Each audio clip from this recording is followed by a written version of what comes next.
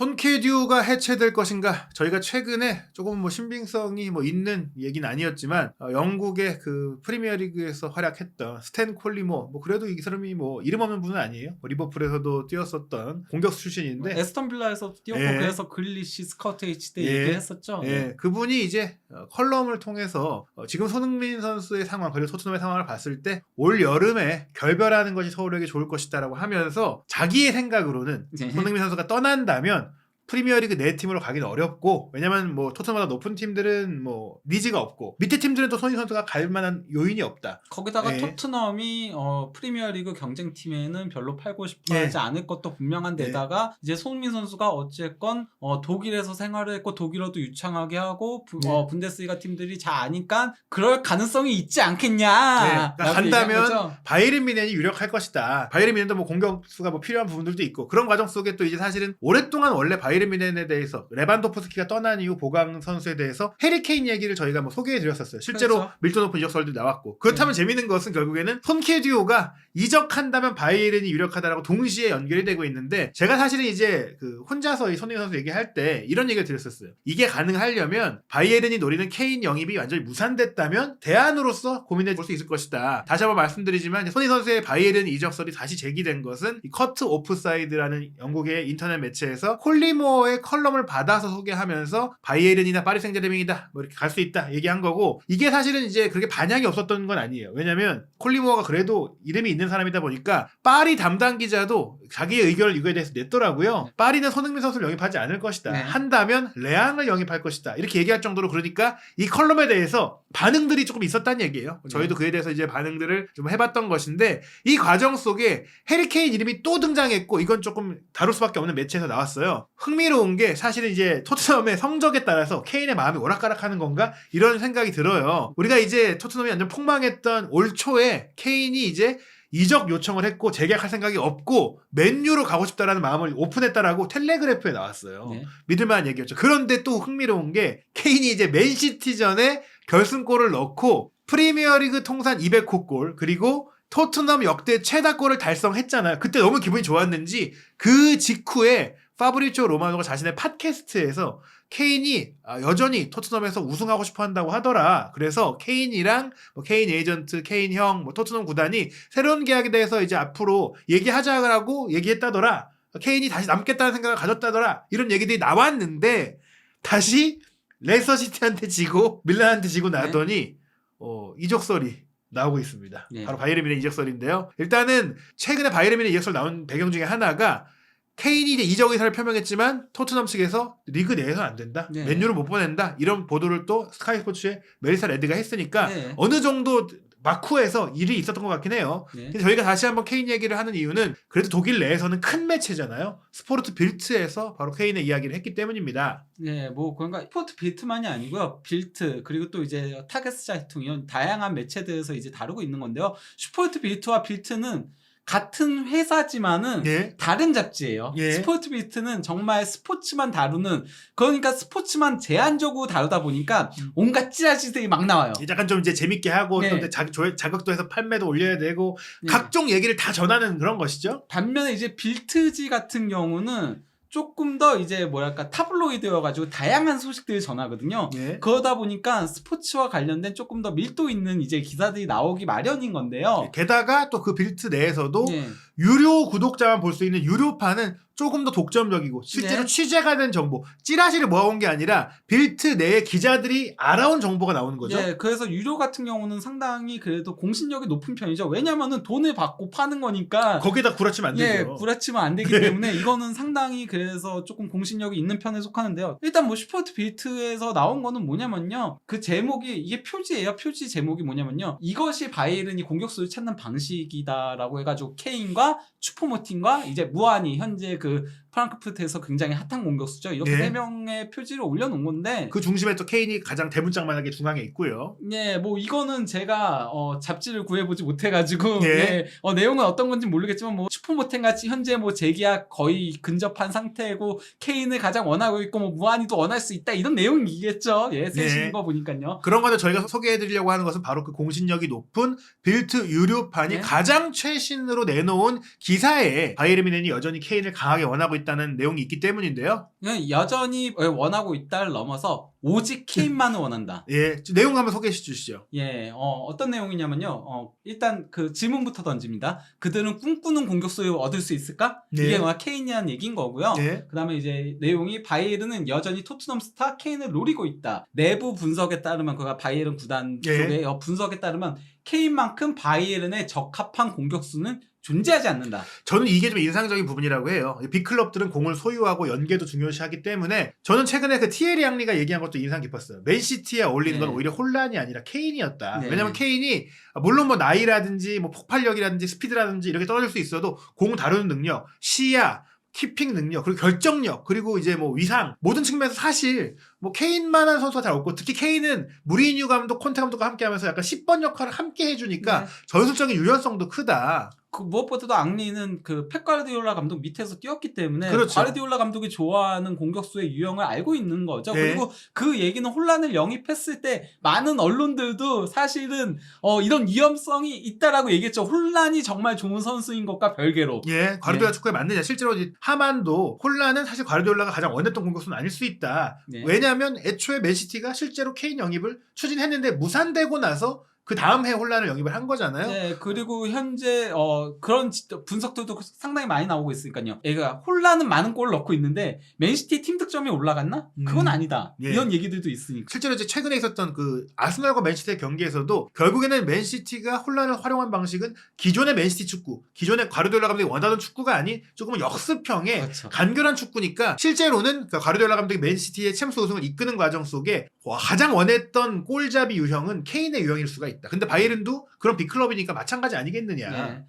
그러면서 하지만 바이에른은 이번 시즌 케인에게 붙어있는 높은 이적료 1억 4,500만 유로로 인해 그 영입을 추진하지 않았다. 그거 지난 여름이랑 겨울의 얘기인 겁니다. 이게 케인 선수의 계약 기간은 계속 줄어들어가고 있고 케인 선수 본인도 이적 의사가 좀 있다 보니까 물어는 받겠죠. 바이에른이 구단 네. 토트넘 쪽에다 혹시 이적을 한다면 어느 정도 가격이냐. 실제 독일 쪽 언론들에서는 바이에른이 케인 영입을 위해서 1억 유로까지는 지불할 수 있다라는 보도들이 나왔어요. 그 네. 1억 유로까지 지불할 수 있다는 얘기가 나온 거는 그걸 넘었기 때문에 영입을 못했다는 소리가 되는 거거든요. 그러니까 사실 그리고 또 하나의 큰 이슈가 지난 여름에 사실 토트넘이 챔피언스리그 진출에 실패했다면 손흥민 선수도 이적할 수 있었고 케인도 이적할 수 있었어요. 네. 왜냐면 그 정도쯤 되면은 팀도 리빌딩이 필요하고 자금도 부족해지고 이때는 팔아서 주가 높은 선수들을 이제 좀 처분해가지고 이 선수들도 사실 이제 동기부여가 떨어지니까 그래서 손흥민 선수가 만약에 그 알레스테오 골드 기자가 얘기한 게 챔스 못 갔으면 리버풀을 영입하려고 했을 것이다 이런 얘기가 나온 거고 네. 바이에른도 아마 그걸 봤지 않을까 싶어요. 네, 그러면서 이제 작은 희망이 있다면 2024년 6월까지 토트넘과 계약을 체결하고 있는 케인은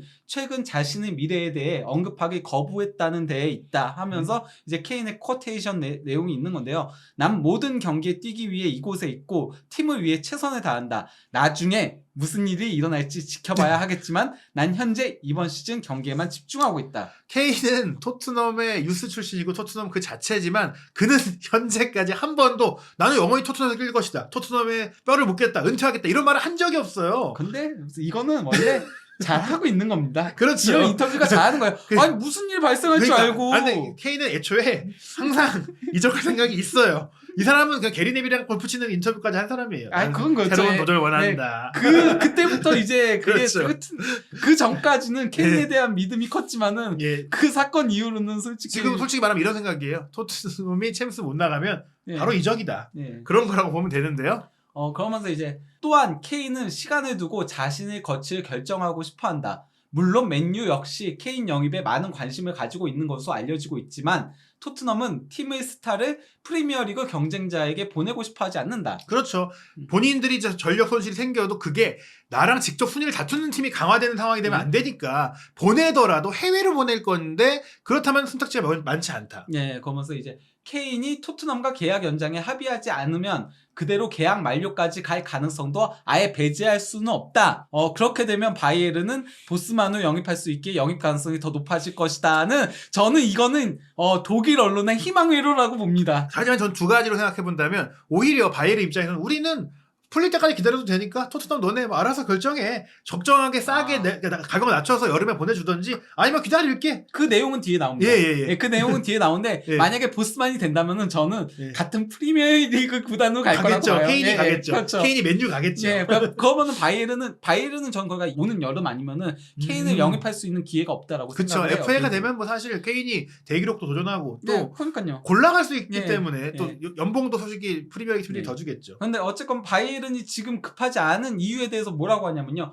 분명한 건 바이에른은 모든 공격수 시나리오를 준비하고 있다는 데에 있다. 예. 추포모팅은 계약 연장에 임박한 상태이고 재능이 있는 마티스텔 만 17세인데 현재 굉장히 좋은 모습 보여주고 있거든요. 마티스텔까지 있기에 바이에른은 여유 있는 입장에서 새 시즌을 준비할 수 있다. 예. 이는 곧 다가오는 여름 이적 시장에서 바이에른의 공격수와 관련한 입장은 케인 아니면 아무런 의미가 없다는 걸 의미한다. 이 얘기가 뭐냐면 유망주 있고 그리고 당장 쓸 선수는 있으니까 굳이 애매한 선수는 안 사겠다. 네. 확실하게 원하고 확실하게 업그레이드 될 수 있는 선수만 살 건데 그거는 케인밖에 없다. 나이적으로도 그래요. 케인이 30이니까 슈퍼모탱은 이제 물론 나이 차이가 케인이랑 크진 않아도 분명히 이제 하향세고 언제 이제 전성기가 끝날지 그렇죠. 모르는 사실 지금도 기대 이상을 해주니까 계약 그렇죠. 연장이 된 거지. 원래는 네. 나갈 수도 있었고요. 원래 백업 자원이죠. 예, 그러다 보니까 결국에는 케인 영입의 올인인 상태다라고 볼 수 있어요. 예. 그러면서 이제 말씀드린 또 다른 매체에서도 보도가 됐습니다. 예, 이건 그냥 미넨 지역진 타게스자이퉁의 보도인 건데요. 제목이 일단 케인 이적 배팅, 바이에른 가능성이 급작스럽게 올라가다. 예. 흥미로운 게 제목 자체도 일단은 이 기사가 말씀드린 레스터시티전 참패 이후로 나왔기 때문에 달라진 기류를 의미하는 것이고 예. 또 사실 저는 개인적으로 여기 손흥민 선수가 굳이 같이 있는 사진을 넣은 것에 대해서 이제 의미부여를 좀 해봤습니다. 분명히 케인 혼자 있는 사진 써도 됐을 텐데 물론 도어티도 있긴 하지만 네. 도어티도 있긴 하지만 어찌됐거나 손케가 연결되고 있는 상황. 예. 예, 뭐 어쨌건 내용은 어떤 거냐면요. 살리아미치치 단장은 1월 이적 시장이 마감됐음에도 다음 시즌을 준비하기에 쉴 시간이 없다. 특히 최전방이 최우선 과제이다. 슈퍼모팅은 이번 시즌을 끝으로 계약이 만료됨에도 아직 계약 연장에 합의를 보지 못한 상태다. 선수와 클럽은 1년 연장 계약을 놓고 대화 중에 있다. 예. 이에 더해 추가적인 공격수를 영입해야 한다. 이 부분은 약간 빌트주와는 논조가 다르긴 하죠. 예, 빌트는 이제 안 해도 된다. 있으면 네. 좋단데 지금 이제 타게스자이퉁은 아니다. 슈퍼모탱이 있어도 사실 주전급이 있어야 된다. 뭐 이런 네. 얘기입니다. 그러면서 바이에른이 선호하는 후보는 여전히 케인이다.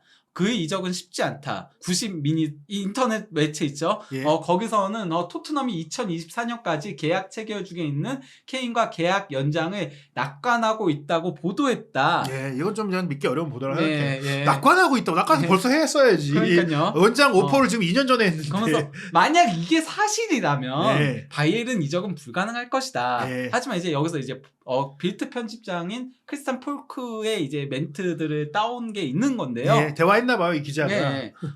케인이 바이에른 이적 가능성이 높아지고 있다고 주장했다. 폴크는 토트넘은 현재 연봉 상한선이 있기에 바이에른에게 기회가 있다. 바이에른은 케인이 미래와 관련한 거치 결정을 빨리 내리고 싶어하지 않다는 것 또한 알고 있다. 예, 결국에는 이제 바이에른 쪽에서 토트넘에도 물어봤겠지만 케인 선수가 어느 정도 교감도 하지 않았나 싶어요. 이 정도까지 계속 밀도가 있는 거 보면은 지금 너 어때? 너 생각 어때? 하면 저도 좀 기다리고 있는데요. 아시다시피 저도 이제 옮기게 되면 그 연봉도 중요한데 토트넘이 아무리 재계약 제안을 좋게 해도 케인이 원하는 그리고 솔직히 지금 케인의 위상에 걸맞는 주급을 줄 것이냐? 저는 어렵다고 네, 봐요. 어렵죠. 50만 파운드? 못 주거든요. 네. 지금 20만인데 2배 이상을 올린다? 최대가 전 30만이라고 보거든요. 그럴 거면 왜 남습니까? 돈도 많이 못 벌지. 우승도 못하지. 그러면 떠날 수밖에 없다. 그러면서 이제 이어지는 내용이 토트넘이 챔피언스 리그 진출에 실패한다면 이는 케인과의 결별을 의미한다. 그렇죠. 따라서 케인은 계약 연장 여부를 뒤로 미루고 있는 것이다. 시즌 결과가 나와야지 이제 네. 한다는 거예요. 그의 결정이 미뤄질수록 바이에른이 그를 영입할 수 있는 가능성은 점점 더 커질 것이다. 예. 라고 하면서 소제목을 이제 바이에른 미넨 케인을 위한 토트넘과의 대결이라고 얘기를 한 건데요. 예. 사실상 바이에른은 케인을 놓고 다른 구단과는 대결을 하지 않고 토트넘하고만 대화하면 된다는 내용인 건데 뭐냐면요. 첫 결정은 이미 내려졌다. 폴크는 토트넘 보드진들이 케인과의 계약 연장에 실패할 경우 프리미어 리그 내의 구단들에게는 그를 팔지 않겠다는 결정을 내렸다고 밝혔다. 예, 이것도 이제 본인이 취재한 내용인 것 같은데 네. 어떤 거냐? 사실 지금까지는 이렇게 나왔었어요. 토트넘이 만약 케인을 리그 내로 판다면 해외 구단들보다 더 많은 돈을 요구할 네. 것이다 였었으나 이제는 돈이 아니라 그냥 안 보낸다로 스탠스가 바뀌었다는 거예요. 그리고 이제 이전에는 케인을 원하는 팀들이 뭐 파리 생제르맹도 있었고 레알 마드리드도 있었고 거론이 됐지만 다 이제 사그라들었어요. 네. 그러면서 바이에른만 남았으니 네. 우리밖에 없다 이런 얘기죠. 그 뒤에 내용이 그 내용입니다. 예. 즉 바이에른과 함께 케인 영입에 관심이 큰 맨유는 경쟁자에서 아예 제외되는 셈이다. 예. 결국 토트넘과 바이에른 사이 결정만이 남았다. 음. 프리미어리그 내를 제외한 다른 구단들은 더 이상 그의 영입에 흥미가 있지 않은 것처럼 보인다. 네, 바로 이게 중요한 부분입니다. 네. 레알 마드리드, 파리 생제르맹은 이미 손 뗐다. 그런 가운데 이제 맨유도 사실은 맨유 입장에서도 그 당장 공격수를 사야 돼요. 네. 그래서 케인이 보스만으로 풀릴 때를 솔직히 못 기다립니다. 그래서 여름에 공격수를 살 거고 뭐 매각이 되면 돈이 들어오니까 돈을 쓸 건데 이제 케인이 아닌 뭐 무아니, 오시멘 같은 선수들이 일이 나오고 있고 이 무아니 얘기는 또 빌드 유료판에서 나왔더라고요. 네. 그리고 이제 잉글랜드 현지 뭐 보도들이라던가 ITK라던가 그런 데서도 맨유 쪽에서도 토트넘과 척을 지면서까지 케인 영입을 강행할 그런 리스크를 지고 싶어 하지 않는다라는 얘기들이 네. 있더라고요. 그래서 이제 케인보다는 오시멘이 최우선 영입 목표다라고 얘기들을 하고 예, 있더라고요. 물론 케인도 물망이 있는 건 네, 맞지만 그렇죠. 그 텔레그래프에서도 그래서 오시멘과 케인 동시에 언급을 했는데 근데 이제 보도들을 보니까 테나 감독은 오히려 성향상으로는 더 빠르고 젊은 오시멘을 더 선호한다고 해요. 그 그러니까 압박을 예. 잘해주는 선수를 선호하죠. 그래서 사실 뭐 대신 이제 잉글랜드 대표팀 주장이라는 상징성 때문에 사실은 맨유는 오랫동안 케인을 원하긴 했어도 케인이 굳이 뭐 어렵다면 집착하지 않고 우리는 뭐 오시멘이나 무아니로 선회하겠다. 그리고 거기- 무아니가 에이전트 바꾼다면서요. 네. 거기다가 이제 그 맨유는 현재 어떤 의미에서는 약간 리빌딩 해가는 과정에 가깝잖아요. 테나의 축구로. 예. 그러기에는 케인은 조금 나이가 있는 것도 맞긴 하죠. 예. 그렇다면 결국에 이제 독일 언론이 얘기한 대로 토트넘 재계약이냐 바이에른 이적이냐의 갈림길인데 케인 선수가 이제 토트넘에 남을 거라고 기대하는 토트넘 측의 이제 생각은 아니 구단 최다골 세웠으니까 다음에는 프리미어리그 최다골 토트넘에서 노려야지. 네. 그러려면 프리미어리그 딴 팀 못 가니까 우리 팀에 있어야지. 또 케인도 잉글랜드 선호하잖아. 뭐 그런 주장이 있고 또 한 측은 근데 토트넘에서 우승은 못하지 않겠느냐. 은퇴 전에 우승하고 싶은 의지가 크지 않겠느냐. 어떻게 보시나요? 저는 케인은 사실 2024년까지도 버틴기 수는 있다라고 봅니다. 아 그때까지 최대한 넣고 기다린다. 그러고 이제 보스만으로 선택까지도 고려를 할 수 있다. 아 그러면은 잉글랜드 네이팀 혹은 제가 이렇게도 생각할 수 있겠네요. 맨유가 딴 선수를 싸도 뉴캐슬이 혹시 그때 더 성장해 있을 수도 있고 스트라이크 그렇죠. 필요할 수도 있으니까 그러면은 뉴캐슬이 챔스 나간 팀이면 뉴캐슬 가면 아니면 되니까. 뭐 첼시도 있을 거고. 첼시를요? 예. 예, 예를 들면 그렇죠.